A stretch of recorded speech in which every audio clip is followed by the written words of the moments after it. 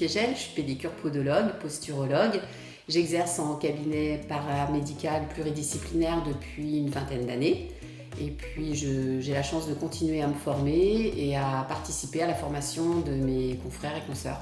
Cette formation qui s'intitule Posturologie de l'enfant et troubles des apprentissages concerne tous les professionnels de santé qui s'intéressent à la prise en charge de l'enfant dans sa globalité et sa spécificité.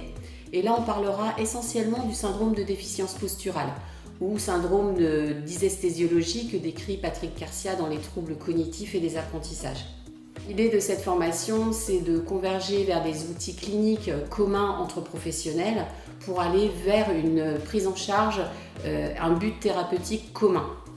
Alors cette mise en place de cette pratique m'a donné d'excellents retours puisque l'enfant est pris dans sa globalité et puis on peut échanger entre professionnels, kinés, ostéo, ophtalmo, orthoptistes, dentistes et on converge tous vers des traitements spécifiques mais qui ont un même but. Redonner une symétrie tonique posturale à un enfant qui présente différents symptômes. Je reste convaincue que tous les professionnels qui font déjà très bien leur travail ont besoin de partager leurs pratiques et de travailler en commun. La prise en charge posturale de l'enfant, c'est du pluridisciplinaire.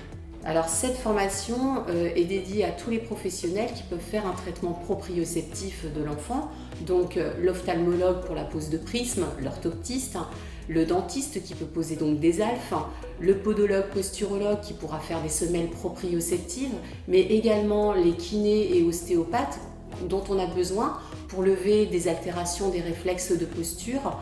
Donc tout ça, tout professionnel doit connaître les tests de posturaux que les autres appliquent pour aller dans le même sens.